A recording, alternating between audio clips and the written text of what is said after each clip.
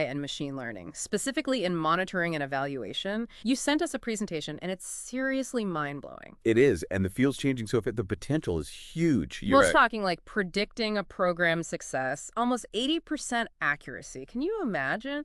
Or even cutting down that data processing time by like 85%. That's massive, especially if you're working in this field. Oh, absolutely. And it show you how much people believe in this. The market for AI software in M&E, it hit $1.2 billion back in 2023. So yeah, this is the future, not some passing trend. That's a serious amount of money. Tells you something right there. But okay, before we jump ahead, maybe a little step back. For those who haven't been, living and breathing AI, could you give us a quick, how did we get here? Of course. M&E, for the longest time, it was all manual. Data collection, huge reports, took ages.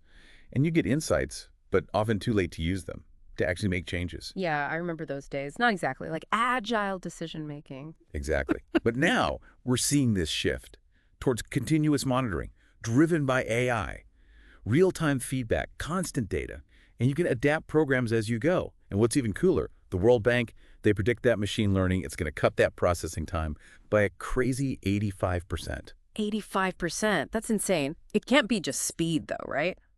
What else is AI bringing to the table? You're right. Speed's not everything. One of the most exciting things, it's the ability to predict how a program's going to turn out.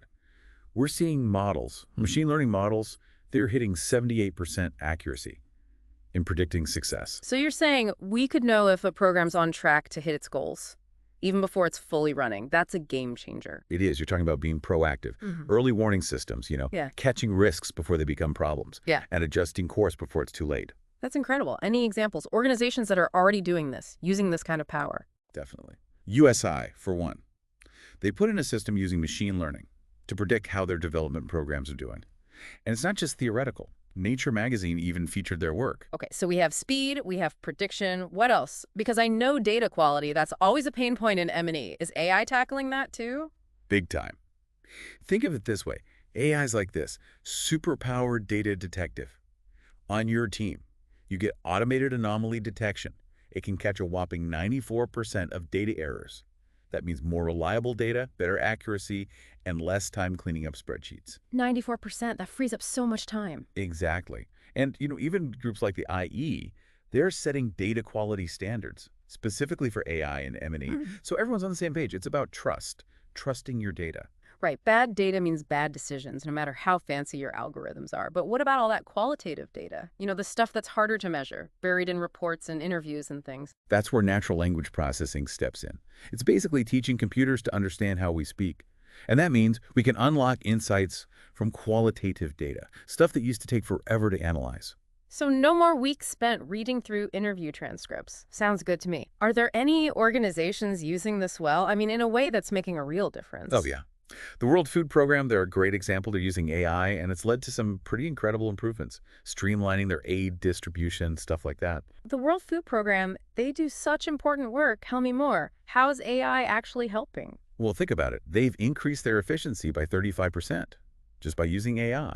So more resources, they're getting to the people who need them most. That's amazing. Reaching more people with the same resources. That's what matters. Exactly. And not just that, they've cut waste by 28% using predictive analytics, optimizing resources, minimizing losses. Win-win for everyone. They actually laid out their strategy in their digital transformation plan. It's pretty impressive. This is inspiring stuff. AI really feels like it's changing things for the better. But I have to ask, what about the challenges? Because, come on, there have to be some, right? What about data privacy? The cost of all this? Who's going to teach everyone how to use it? You're spot on. Challenges exist. We can't ignore them. Let's dig into those in the next part of our deep dive. So we've seen just how much potential AI has, especially for monitoring and evaluation.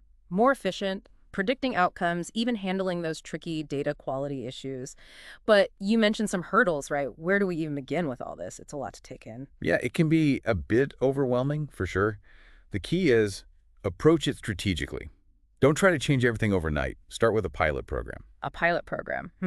What's that look like in practice? Okay, so pick a problem, a specific M&E challenge. Say you're struggling with data quality on a certain project. You could try an AI tool, something designed to clean and validate data. There's this report, the Stanford AI Index report. They suggest trying a 12-week pilot. just to see how it goes, what kind of impact it has. So dip your toes in before jumping all the way in. Got it. But then what? After the pilot program, how do we actually implement this stuff for real? Well, that's where the hybrid approach comes in. It's easy to think AI will replace humans in M&E, but that's not really it. We need both. AI insights combined with human expertise. That's how we make the best decisions. So it's not about, like, replacing jobs. It's about what? Making humans better. Exactly. Think of AI as your, super assistant. It crunches the numbers, finds those patterns you might miss. But you, the human expert, you interpret those insights, make the calls, and make sure it's all ethical, and actually works. I like that. AI is a tool, but humans are in control. Speaking of humans, what about training? Do we all need to become data scientists or something? Not at all. But some basic AI knowledge, that's important. Understanding the basics, the tools, what they can't do, that helps you make better decisions. Right. So maybe online courses, workshops, stuff like that. Exactly. And don't be afraid to ask questions. Talk to the experts. Investing in AI literacy, it's essential, especially if you're serious about using it. Even the Harvard Business Review, they're saying the same thing. Makes sense. But this brings up another question, the cost. AI seems expensive. What about smaller organizations with tighter budgets? Is this just for the big guys? It's a fair point.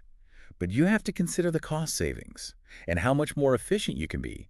In the long run, it pays off. Plus, cloud-based solutions, they're getting cheaper all the time. And like we talked about, they can cut integration costs by a lot, up to 60%. Wow. Okay, that changes things. Suddenly, AI seems a lot more accessible. All right, so we've talked pilot programs, the hybrid approach, training, and costs. Anything else we need to keep in mind? Data privacy, that's a big one. We have to handle sensitive data responsibly. And there are new ways of doing this. Federated learning, for example, it's designed specifically for privacy. Federated learning, I've heard the term, but I'm not sure I get it. Okay, so imagine this. Instead of sending all your data to one place, a central server, the algorithms, they travel to the data. They learn from it there. Then they share what they learned, but without actually showing the raw data. It's decentralized, which protects privacy and helps you stay compliant with all those regulations. That's pretty clever. Data stays put, but the AI still learns. This has been really insightful. I'm starting to see how AI can really transform things for M&E, but I can't help but wonder, what's next? What's coming down the line? For AI in M&E, I mean. Well, we touched on some of the future trends, remember. Quantum computing, GPT-4 doing our reports, blockchain for data verification. Things are going to get even more interesting. Yeah, quantum computing by 2025. That's right around the corner. It's wild. Think about the processing power. We could analyze huge data sets instantly, uncovering insights we can't even imagine right now. And GPT-4 writing reports. Does that mean no more hours spent on those? It could definitely free up a lot of time. People in M&E, they can focus on bigger things.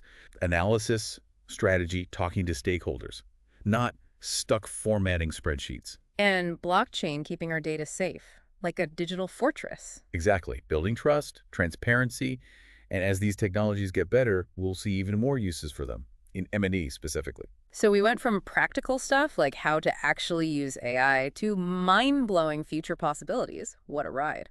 But before we get too lost in the future, let's come back to the present. What's the one thing you really want listeners to remember from this deep dive? The one thing. It's that we have the power to use AI for good. It's not about the technology itself. It's about how we use it. So true. It's easy to get lost in the technical stuff. We forget about the human side of things.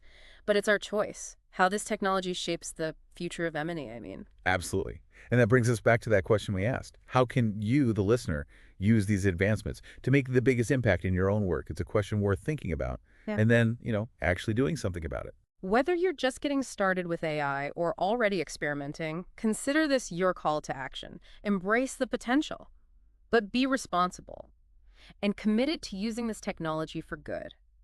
That's a great way to wrap up our look at AI and machine learning in M&E. Thanks for having me. And to our listeners, I hope this has given you some ideas, maybe even some inspiration. The future of M&E is happening now, and you're part of it. So keep learning, keep exploring, and keep asking those tough questions. See you next time. And that's a wrap on this deep dive into the world of AI and machine learning in monitoring and evaluation. Until next time. It's really amazing when you think about it, the possibilities, not just for M&E, but for the whole world, Exactly. It's not just, oh, let's analyze data better. It's about using what we learn to solve big problems, the kind of stuff humanity's been struggling with. It's almost like we have this superpower now. But with great power comes great responsibility or something, right? Yeah, for sure. And that brings us back to those questions. How can AI help us reach those sustainable development goals? Mhm. Can it make the world fairer? Can it protect the planet? Those are the big questions we should be asking as we use AI in M&E. It's more than just measuring how much of an impact we have. It's about making that impact as big as possible. And that goes beyond the technical stuff, doesn't it? We have to think about what this means for people. Right. Our values have to line up with the tech. We're not just trying to be efficient. We want to make the future better for everyone. So, what now? How do we make sure we're using AI the right way, ethically, I mean, especially as it gets more and more integrated with M&E? Well, we got to start by being aware, having these conversations, asking the tough questions, thinking about the consequences, what could happen. It's about staying informed, Yeah. talking to the experts, and being ready to change as things evolve. And not forgetting that AI, it's a tool, a powerful tool, but still, we decide how to use it. That's it. The decisions we make now about AI, they're going to have a huge impact on the future. We got to get this right. This has been, wow, an incredible deep dive. Thanks for sharing your knowledge, helping us understand all this. It's complex, but so exciting. It's been great. It's really encouraging to see so much interest in AI for M&E.